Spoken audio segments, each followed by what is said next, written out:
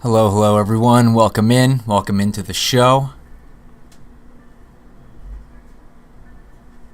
How's everyone doing tonight?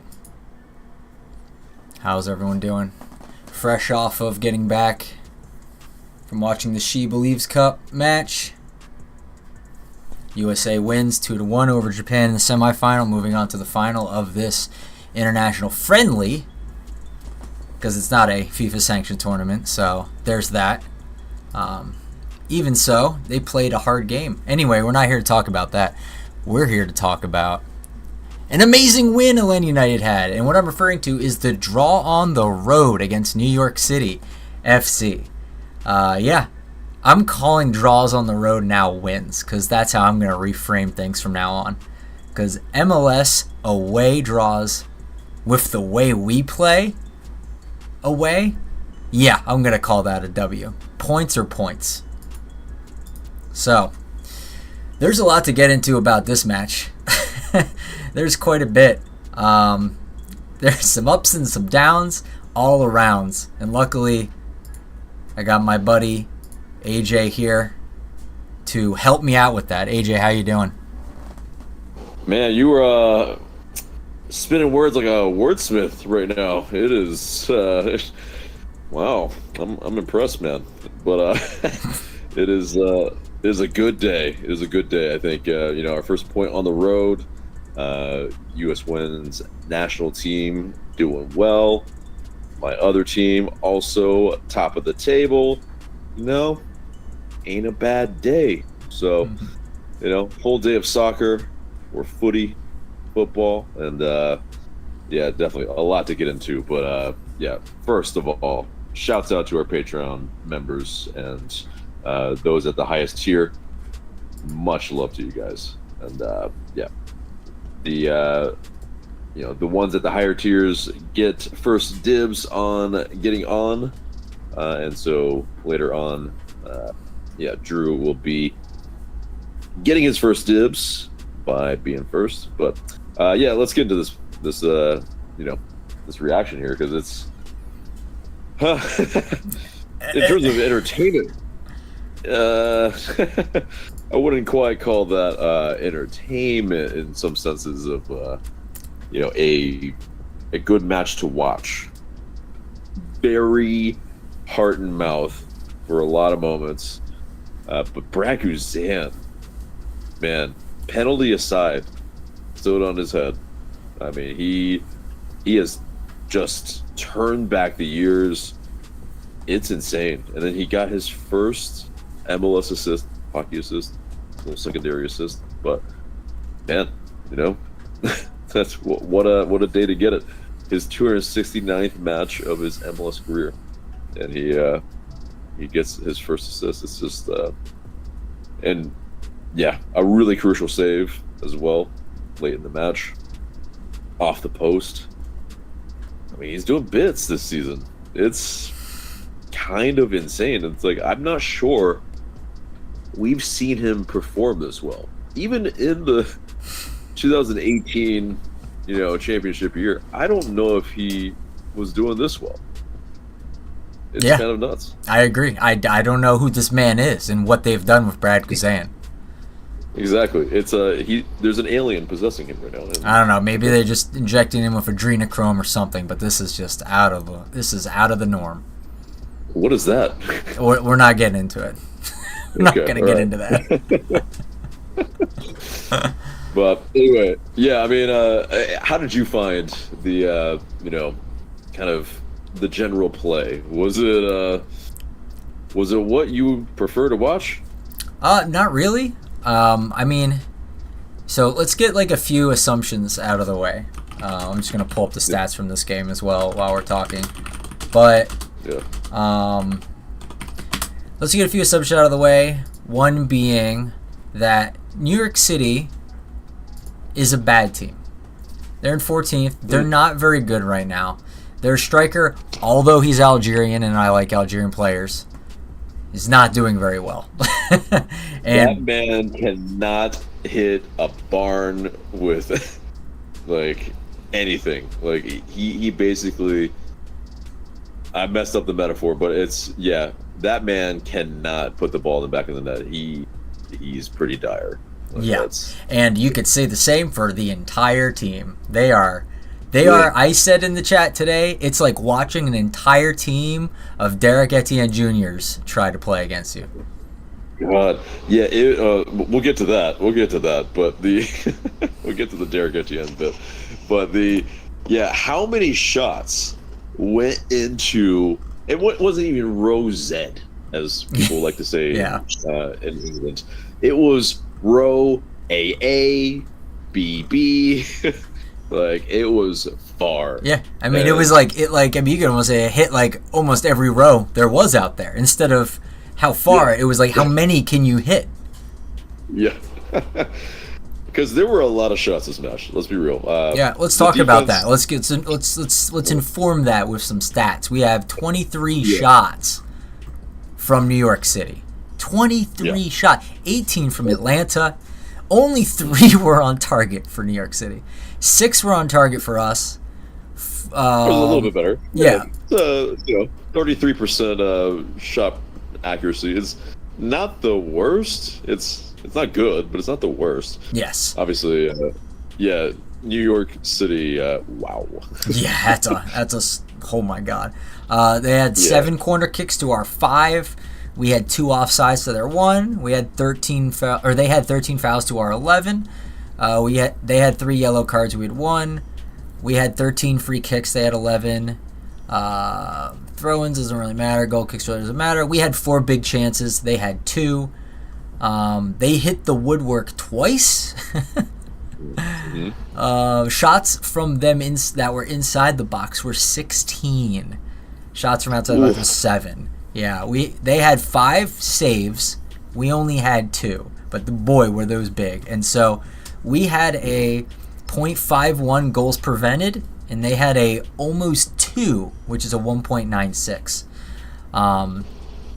So let's see what else, and then just the general XG for this match is 2.18 for New York, and 2.13 for Atlanta.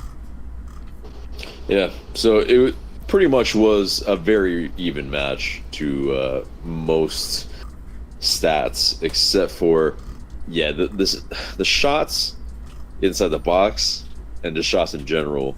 That is not a recipe that is replicable. That is not something that we should allow to happen again and again, because it's just, that's what it is. Against a more clinical team, we're not drawing this much. Yeah. And it's just like we desperately need to defend better. Like, it's I don't think we're sensing the danger quickly enough. And we'll get to the penalty as well. I mean, so many things to talk about in this. But it's just like conceding this many shots is a recipe for disaster. And of course, we don't do this on the at home as much, really, but on the road it's just it's a Jekyll and Hyde thing that we know. And it's almost like this too. Speaking of Jekyll and Hyde, Muyumba at home and on the road, he's a different player. Like, it really looks kind of different in terms of like his late tackles, his of course the penalty that he conceded. It's soft in my opinion. Yes. But still dumb. After he gets called. Yeah, exactly. Extremely dumb. Yeah, still dumb, still foul in the box, but if it's called in the box, overturning it, I completely get it. It is a penalty. But should it have been called in the first place? That's where I held a little umbrage, because it's I mean, that's like But Tristan gave him the choice, and he decided to go one way or the other, so can't give the ref a choice. Exactly. And it doesn't really like pull his momentum away. It's just like He But was losing the ball too, which is the most frustrating part about it. There was no way it was going to go anywhere either. So it was kind of a tactical yeah. error for the tactical foul. Mhm. And then, yeah, so not to get off of Tristan too quickly, if you wanted to go more into him, but like Tyler Wolf leading up to that.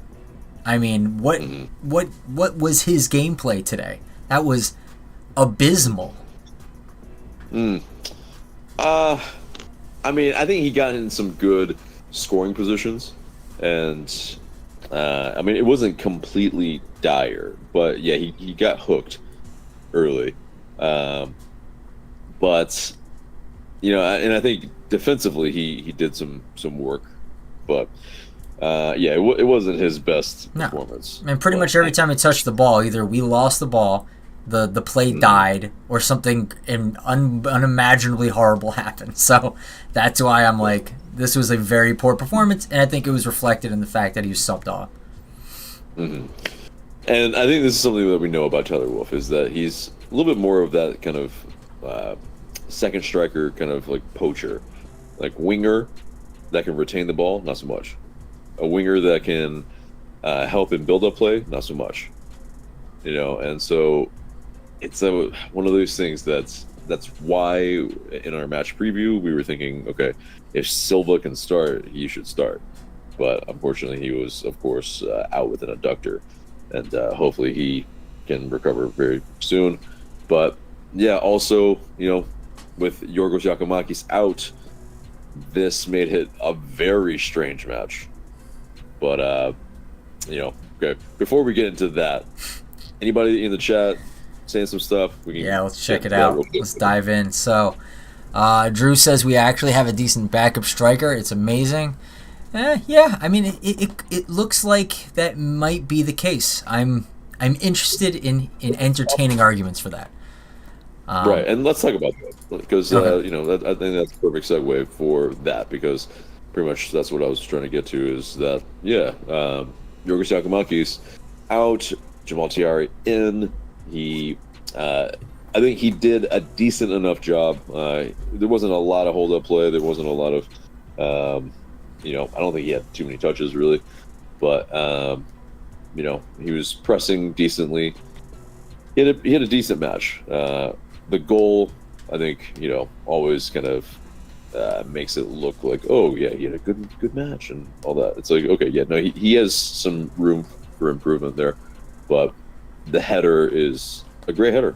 Like we've now seen it, I think, 3 times this year that he can find that back post, and all he needs is that little bit of separation from his defender, and I mean, man, it's it seems like it was all pretty much like from the right side this match in terms of service. Mm-hmm. Whether it was Lennon, Mosquera, Saba at times. Yeah. But yeah, so it's I think it's just more natural for the right-footed players to be able to either lob a ball in, stand up a ball, cut back or whichever. But I feel like we need some more variance, maybe in footedness at times too.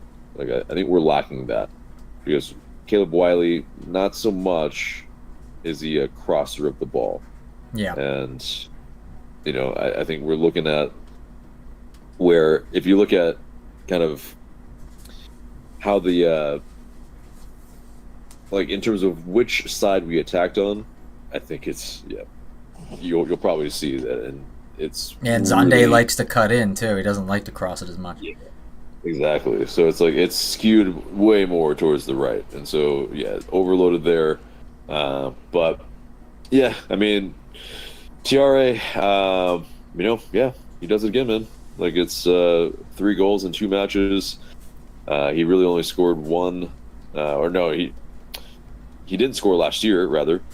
But he was like fairly close on some. But I think it just seems like the team has figured out where he likes to be, what his strengths are, at least in the last 2 matches. So it's good. It's good in that respect. But the difference is that we once we took Thiaré out, we looked just completely abject. Like we, I don't know, I don't know what we were doing. Like, because it seemed like a pre-planned, like fitness-related substitute where Thiaré with Derek Etienne Jr. Like, what is he doing a striker? I have no idea. Like, that was like 15 minutes too many. It was, he looked like lost. Yeah, he looked lost. Like, I don't know what his instructions were. Like, we have other players on the bench that can maybe at least, do a little something. And I think you saw it later on. It's like, okay, yeah, we're going to switch this out because, we're still trying to play like we have a hold-up striker. And Derek Etienne Jr. is like 5'7". Like, he's not, he's not winning any balls in the air, Yeah. And so, trying to see Derek Etienne Jr. and Mosquera try and break down a defense is unfortunately one of the funnier things I've seen in a long time. Exactly. It's so bad. It's so tragic. And unfortunately, it's on our team. Yeah, like, were we waving waving the white flag right there? Cause I was in the chat. Like, it just seemed like, okay, like, because that was before the goal. Like, Derek Etienne Jr. was coming on before the goal was scored. Yeah. Because Thiaré's goal was his last Jamal's literally like last involvement was, thank God, a goal before he went out, because there's no way DJ is scoring anything. Right, and so it's like, okay, it seemed like Pineda was just kind of resolving himself to this was 3 points lost, and thankfully, I think Thiaré bailed him out, and Mosquera as well. But so at least it's credit to Pineda for bringing on Mosquera. But like, man. Like, that would have been worse. It could have been worse. But it is also when Almada was the false nine and Derek Etienne Jr., why was he trying to head that back over to Johnny Fortune? Like, go for goal. You're a foot away. I think that just shows how much of a lack of confidence he has in himself. Because Almada, he couldn't have put that on a plate. I know. Even better than that. Yeah. Like, Almada had some decent passes tonight. I'll give him that. He still was not able to find the back of the net, which is obnoxious because, we're trying to get that monkey off the back. But there's a couple of times where he tried again and they were just off target. He still looks like he is not dialed in. Right. He had some wild shots. When he was in the box, though, he had that really, really good shot from the left that was saved really well. He had that other shot where he was on the edge of the box where he twisted, turned, and shot on goal. Like, he had a decent match, and then tracked back defensively as well at times. Like, it's something that he's pressing clearly. He wants to get that goal from open play off his back, and hopefully he does. I mean, I think the amount of times he decided to go, he just shields the ball, rides a challenge, and then 9 out of 10 players would go, oh, I need to pass it here. I need to get the ball off of me. I need to get the pressure off of me. And he goes, nah, watch this. And just somehow keeps onto the ball and decides to keep going forward. And it just throws the other team off because they're all like, wait, MLS players typically pass it here. And then he's like, yo, bro, I ain't long for MLS. And he just jets. And that was hilarious seeing that happen multiple times just with NYC players sitting there scratching their head going, that was fun. That was weird. Didn't expect that. Mm-hmm. Yeah, and it's exactly that. It's the Argentine in him. It's the Messi influence that he absolutely knows how to skin a man. He knows how to create space for himself. It's just getting that bit of space in the box for him to find the back of the net.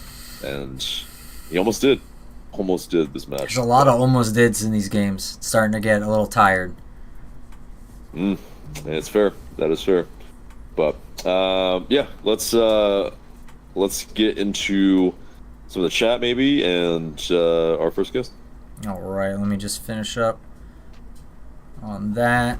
Let's see. In the chat, Gavin apologized for not being able to make it tonight. He's feeling under the weather.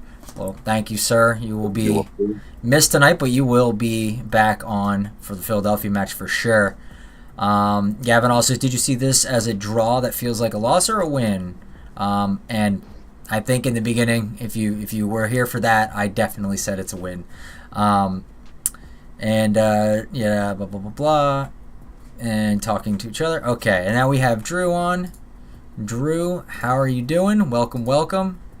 What's going on? What's up, man? How'd you find the match? It was definitely an interesting game. We can put it that way. Good to get a draw out of this game just because of how nobody could hit a shot. Nobody could put a shot on target at all this game. And to be able to get out of there with a 1-1 draw, I'll take it. I'll take it at this point just because once I thought we could have gotten a result out of it after that goal, but as soon as Thiaré came off, I was like, okay, nope, we're playing for a draw. We're not pressing anymore. Yeah. Pretty much was. Yeah, exactly. It was, the white flag for sure. But, no, Drew, give it to us raw. All right? I feel like you're holding back on this match. Tell us how you really felt about this match. This sucked. This sucked. Yeah, we made New York City, a bottom-dwelling team, look somewhat competitive tonight, and that's not good. That's not good. AJ, I apologize. Wolf had a shambolic game. Hey. There was multiple times where you could see him make mistake, and giving the ball away. He had 2 bad chances on goal there, and they should have been buried in the back of the net. They should. And they just skied it. And then it just was. I'm surprised that we didn't. Also, Pineda here. We gotta talk about Pineda. Yeah, good idea. Why, after Wolf struggled in the first half, the change should have been put for Mascara to start that second half. And you could see as soon as he came onto the pitch, the immediate switch, more direct, he started making runs in behind, and that's what led to our goal. Goose Solemn, he used his speed to get into space and put a perfect cross in for TR to head in. That perfect. Yeah.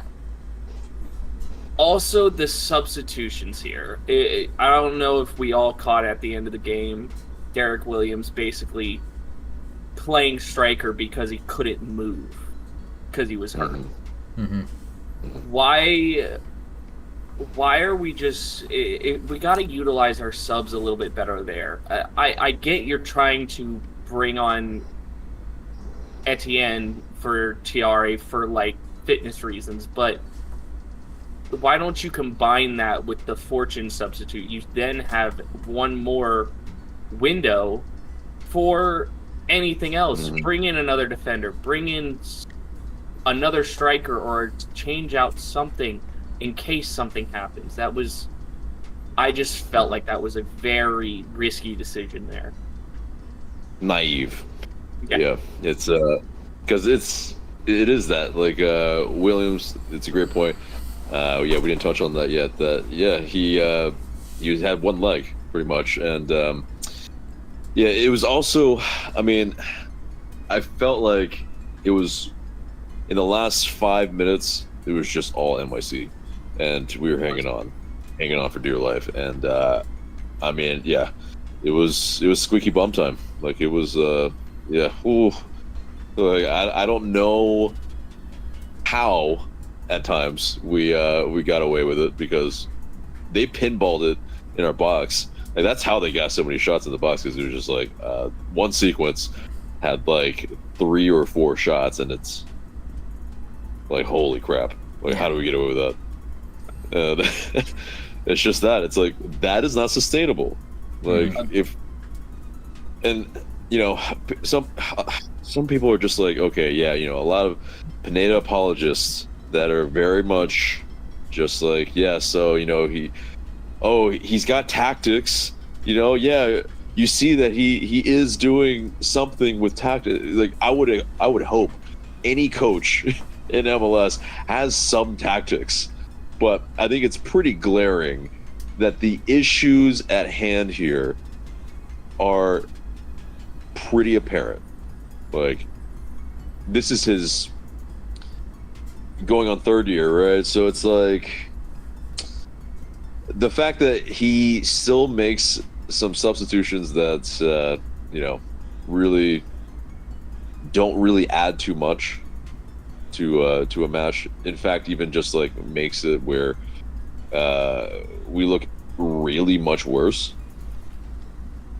I mean, what are we doing? Like, yes, we don't have a deep bench for this match, but you know, there are some other players that I feel like, yeah, you know, you don't necessarily have to just set up shop. I was gonna say, what is his opposition to Firmino there? That feels like the right guy to go with. Somebody that, yes, maybe isn't the typical striker type, but is good aerial threat. We've seen it. He may not be able to hold the ball up as much, but he's at least a bigger guy and can kind of absorb some of that pressure on his back. And it's very confusing. It's very confusing. What I'm worried about is that Derek is like a training hero, and he does like really well in the training pitch, and he's also really good at going into Pineda's ear and saying, "Give me a chance, coach. Put me in. This is the day. I can do it. I can get back into good form. Please give me a chance. Just one. All I need is one to get back." And then this happens, and you're like, "Oh, that's right. That's why we don't play you. That's right." So I hope that's not the case, because I don't want Pineda to be swayed by things like that players just hope for and have no proof or evidence to support it.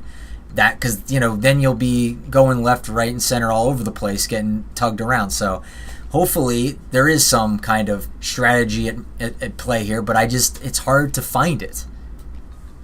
Mm-hmm.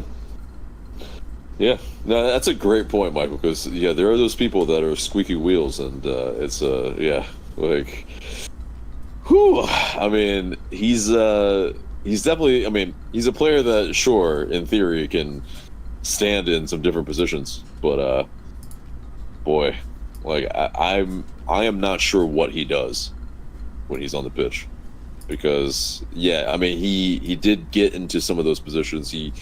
He works defensively-ish, but it's just like, he can't finish.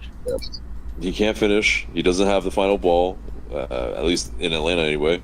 So it's a strange thing that you know, yeah, he's a supplemental player this year on the roster, but it is, yeah, like that substitution is just so maddening. Anyway, yeah, that has no like actual, I guess, bearing on the result of the match per se, but or maybe it did. Maybe Jamal saw his number and he was like, "Oh, shit." Yeah. Let me do something here. Maybe that would be hilarious if he did. Right? That would be hilarious if he did. Right. So maybe it was. Maybe in some, like, you know, psychosis way, it was reverse psychology, but. But yeah, did you have a man of the match for LA United? Hard to pick. I was gonna say, I'm gonna go with Guzan here. Yeah. Guzan, this has been one that's been coming for since the beginning of the season. He just looks like a different person. He looks like he's aged, or he's gone back in time for 5 years. He looks more agile. He looks like he doesn't look like he has the deficiencies he had last year, and it's amazing to see. Because I was one of the loudest people going, we need to start Cohen. We need to start Cohen.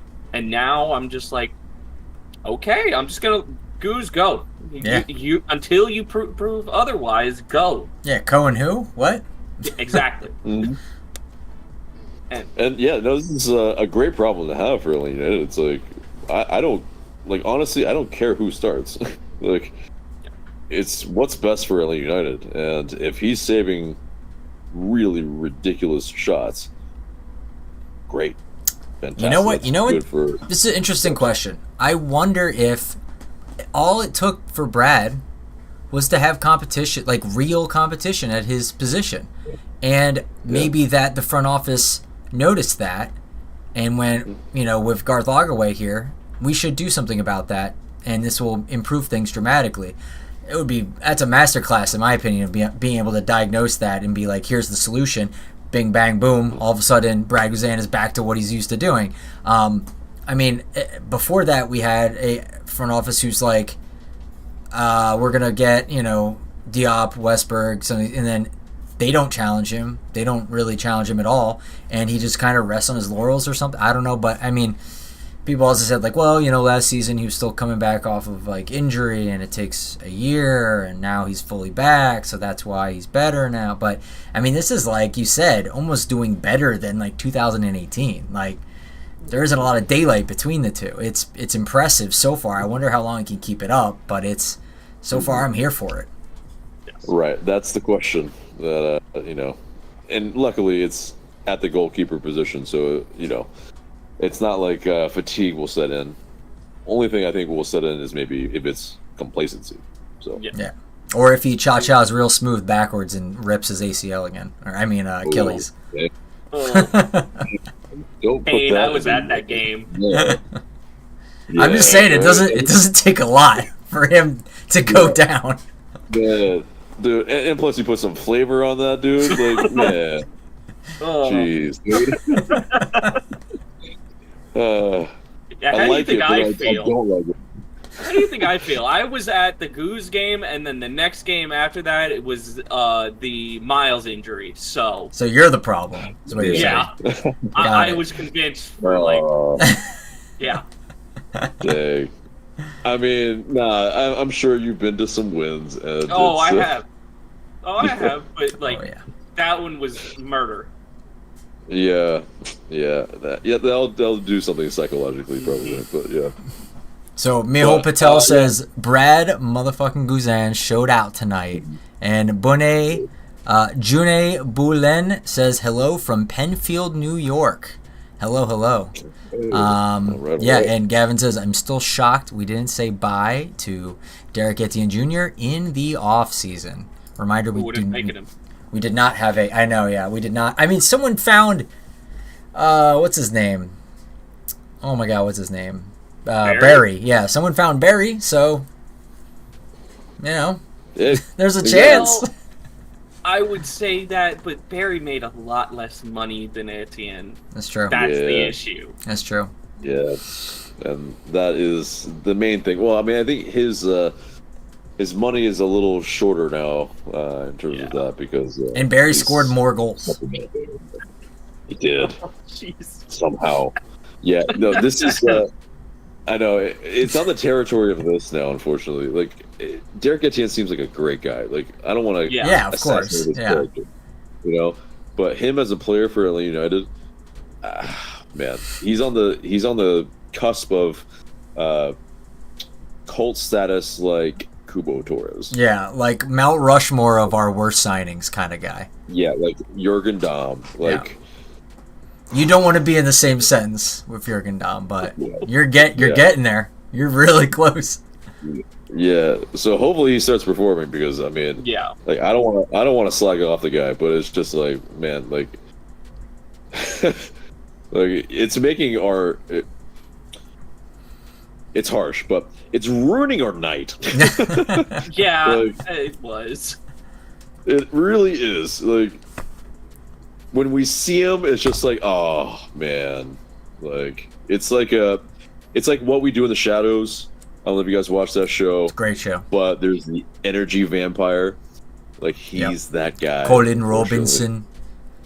Yep, exactly. It's oh man. Anyway, but any final thoughts on this match? Forgot to play that thing, so I'm gonna just play it real quick. The transition for the fans, the fan reactions. All right, Drew. So answer the question. I'm glad we got a result here. I'm glad the New Jersey has come in. Hey. Looking good, by the way. Yeah. But let's just put this one behind us. We got a point. We'll take that and let's get back home and hopefully everybody's healthy. Yeah.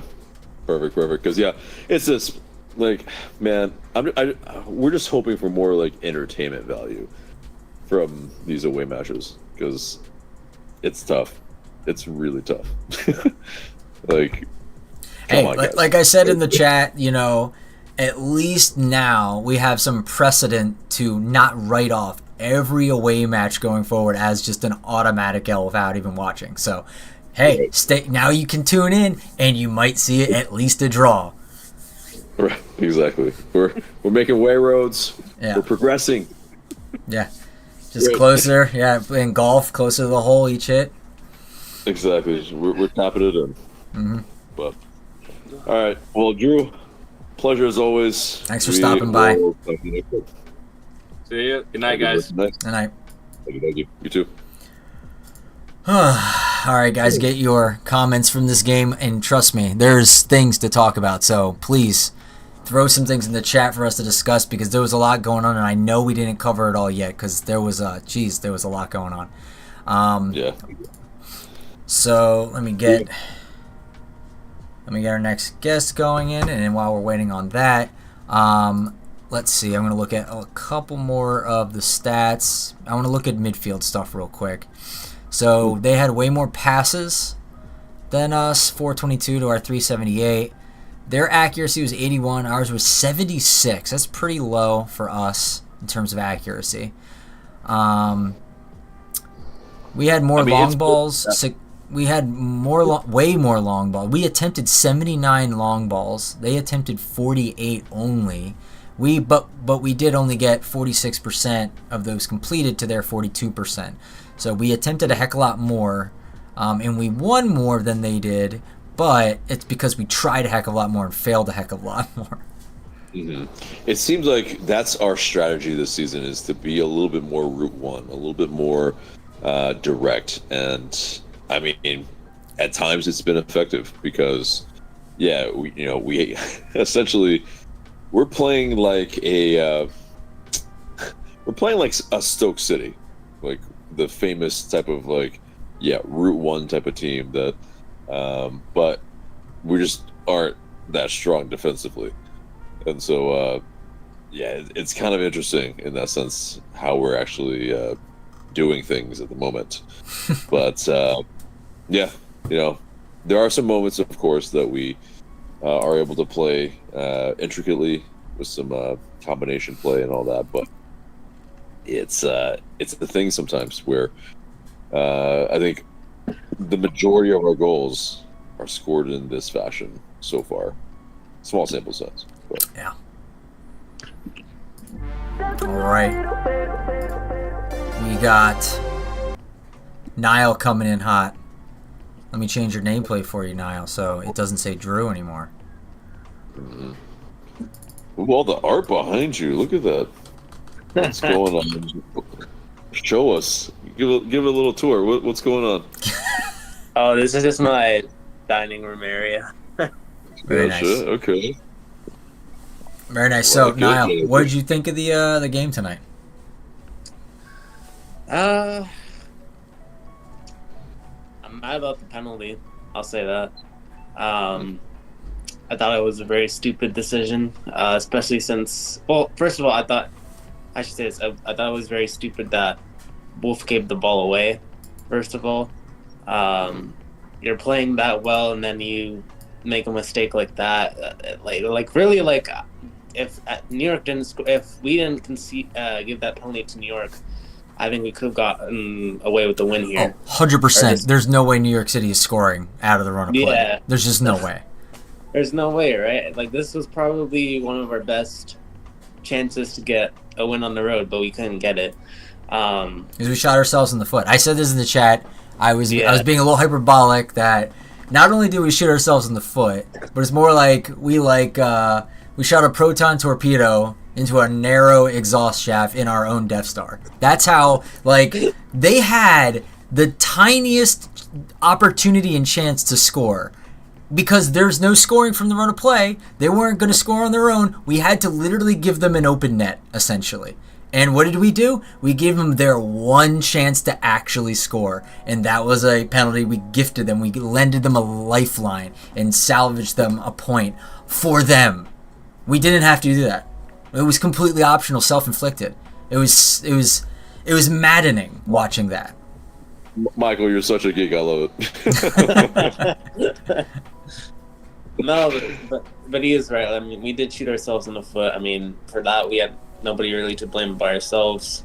The penalty, like, I saw some people debating whether or not it was soft. I think it is soft, but at the same time, you can't put yourself in that position, first of all, for that penalty to be called.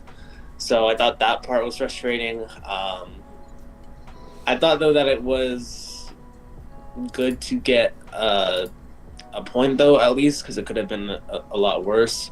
But at the same time, it's hard because it's like, at the same time, it's like you do feel like you could have gotten a win here. Mm-hmm. Yeah, no, there were plenty of chances. I mean, let's be real. That Saba chance should have went in. That was so annoying that didn't go in. Yeah. Yeah. I mean, which one do you think was probably our best chance of the night? Because there were quite a few. There were a lot of chances that we should have converted. I think Wolf, for example, had a ton of chances, and he was not able to really find his footing on any of them. The Saba chance, that one was pretty. That could have gone anywhere. I mean, that it was the goalkeeper made a mistake, and that ball could have ended up going into the back of the net, but it didn't, unfortunately. The Derek Etienne one, for sure. That one, because Amada put in a heck of a ball for that, and Etienne was not able to really head it in the back of the net. Everyone thought he was going to shoot. Everyone. Yeah. Like, bro, you're a foot away from the goal. Like, it's a fairly open net at that point. I mean, but he has it into a player. It's just. Yeah, everybody's like hands were on their head when that happened, but there were a lot of chances missed, and I think that's part of the thing. It's like you had so many chances, but yet you could only convert on one of those chances.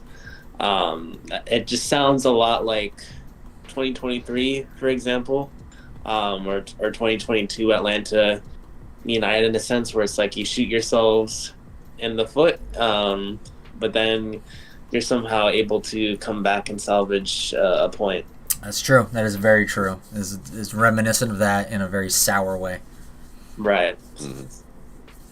Yeah. No. Yeah. You're definitely dredging up some memories here. It really, I think, exemplifies as well why that if you don't have your most clinical striker in the game, what happens? That's why these guys aren't strikers. They're wingers and midfielders for a reason, because they don't put the ball in the back of the net when it counts, and that's not ultimately their problem. It's just that, that's one part unlucky, but also, kind of the state of the game and the roster that we had going into this match too. So that part is the kind of part that sucks, is that if we had a full squad, it probably would have been a different story tonight. Right. Yeah. Well, talking about that, let me ask you a question, Niall. So I assume, and I'm pretty certain about this, if we had GG in, we win this game. Like, we probably win this game. If we had Zonde in and GG in, we win this game 2-0 minimum, because Wolf's not in to make the mistake. Do you think if Zonde's in, that does he score those chances that Wolf wasn't able to, or is he not able to? I think he scores on at least one of those chances, and I don't think he makes that same mistake that Wolf did. I don't think so. I think you're right about like how like if we had GG and Sean Day, then I think this game would be a bit of a different story, because GG is just a different animal, and Sean Day I think can cause a lot of problems. So. And he's shown it at in New York anyway, not Citi Field obviously, but it's not like they played entirely too differently in terms of the different pitches. They play small, they are bobbly, it looks like a slow pitch. It's just horrendous ball on these baseball fields. And one of the guys who was significantly affected by this, we saw a wonderful return of our dear old friend, hospital ball from Brad Guzan with his wonderful distribution. So he was, I guess, they practiced with a thinner field, and yet Brad Guzan still reliably kicks it out of bounds because the width is too short. So I was like, okay, I guess it doesn't matter. It doesn't matter how much you practice on it. You'll still kick it out. Muscle memory is a bitch. So yeah. But it's I mean, I asked Drew this. Did you have a man of the match? Yeah. I think my man of the match is Guzan. I'm gonna say because there were a couple times where I thought the ball was gonna maybe go in the back of the net, but Guzan saved it. I think there was also one where, for example, I think Rodriguez had a pretty good shot, but Guzan was able to kind of react quickly to it and prevent it from going in, which is something that maybe you wouldn't see from Guzan in the past. So I thought he played pretty well, and he really could have. He very much prevented this game from maybe being a loss. So that save at the end of the game had my heart in my throat. I thought that was for me. I was like, oh, here we go. Yeah, I was just like, of course. A golazo here, and we're gonna lose, and all of our hearts are gonna be broken even more. Yeah, that was so close to happening. That was a laser, but it was also, he was quick off his line. There was at least one of the chances kind of in the box where there's a loose ball and he collects it super quickly. There's also, he just commanded it tonight where, it's like we've been saying, it's like it's someone that just was not this spry in the previous years. So, whatever the surgically repaired Achilles is yeah, it's become the bionic man. They put metal in the man or something. Exactly. Just screw all the other joints that you have. Just make them all this new, whatever Achilles, whatever that's made of. I think the next TIFO, if Kyle Hom, you're listening, should be like Brad Guzan, who looks like half of his skin is ripped off and he's the T1000 underneath. He's been completely rebuilt. Absolutely. Love it. Well, final thoughts on this match now? Final thoughts. Mixed feelings. Frustrating not to get a win on the road, where this is probably one of your best opportunities to get one. But at least you get a point, which is something that I'm not going to complain about too much, because I'm not sure former Atlanta United teams would have been able to do this. We play Philadelphia next, and they're unbeaten. So that is going to be a big test of what this team can do this season. But yeah. Mm-hmm. Yep. Well said. So yeah, it's definitely like that. That is the truth, though. Like, it's a low bar in terms of the like not no other, but like not many other Atlanta United teams have been able to do this. So it's like, man, that's depressing to think about a little bit, but but anyway, well, Niall, thank you so much. We will talk to you soon. All right, peace, guys. Thanks again, bud. See ya. All right. So let's look at the chat, see what else we got. I'm just gonna preemptively do my forfeit, so it's not just for like 5 minutes. So I'm gonna go off camera real quick. Okay. So Gavin says, depending on how long Silva is out, but let's say he's out against Philly, do we start Mascara or do we stick to him as a super sub? I think that it's okay, so this is the bad guy from Who Framed Roger Rabbit, right? That's what you're doing? We'll go with that, sure. I think it's in honor of like probably whatever, I don't know, like maybe a video game player or something. I don't know. I think Fallout's getting really big again or something, so sure. Yes. Something like steampunk. Something like that. But yeah, it's probably Mascara. He got the assists, but we'll discuss it in the match preview. But hopefully he's unscathed, because we our injured list is getting long here. Yeah. So I'm waiting to see like, a tweet that says, "Oh, X, Y, and Z also picked up a knock during this game. Will be out for 2 weeks." I'm like, please, come on. Can we just have like a week of none of this? Hopefully Derek Williams. Yeah, hopefully he's okay, because he was limping and all that. So yeah, so that's fun. So anyway, this is AJ's forfeit. He's wearing the dress-up costume or whatever this is, the steampunk Roger Rabbit outfit. Yep. And he still has to listen to a song for next time, and then we're gonna also do the wheel now. So let me throw that up on here for the transition and get this going. So this time came prepared this time. So well, I came prepared. OBS did not come prepared. Let's see if I can, because I'm telling it to transition to this, and it is not. Swap preview, no. Come on, man.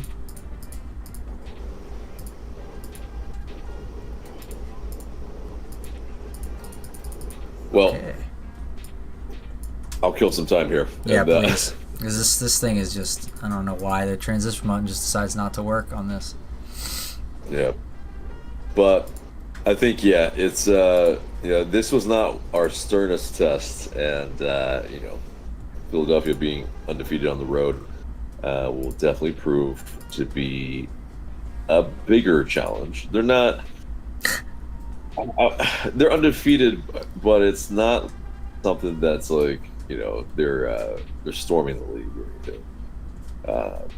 I think if we played the likes of like an FC Cincy right now, it would look pretty dire.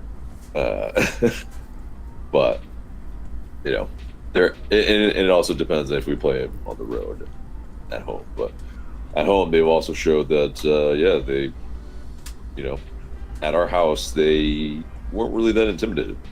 So at least last season in that one match. So but Philly, that should be very, very interesting in terms of the kind of tactical battle, because the that team, not exactly spry, and so it's a team that's, I think if we bring energy, if we bring kind of a steeliness, I think we can get at them, but it's a matter of who do we have at our disposal. Yeah. If we don't have UG. Yeah. That'll be a lot to ask for. And of course, I'm sure Philly will have all their players as they always do. So, all right. So I got the wheel up finally somehow. So let's see who it lands on this week. And it's looking like AJ again. It's loving you. The wheel's loving you. It's loving you. Woo! All right. I'm running out of costumes and stuff. Before we get started on the wheel slice, let me see if yeah, we have some new slices Yes. coming very, very soon. Patreon members get to choose which one it is, and we have some kind of really hilarious ones coming up. Like some made me laugh out loud, and yeah. Okay, Real so lows. this one I get to tell you in real time what, because I see the votes are in. The votes are in for the Patreon slice. What it's going to be? It's going to be.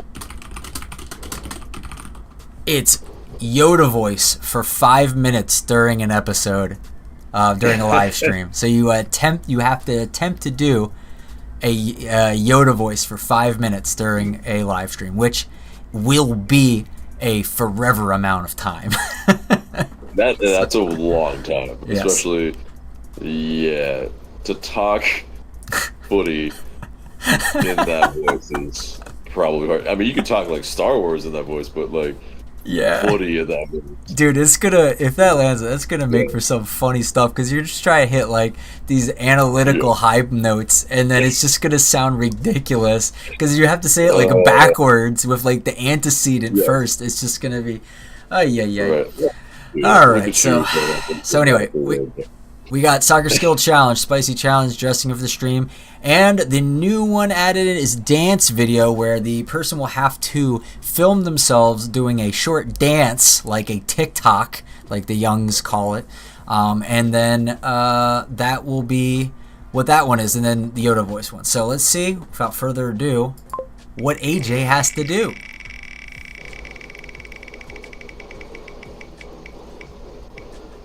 Oh, you're gonna love it. You're gonna love it.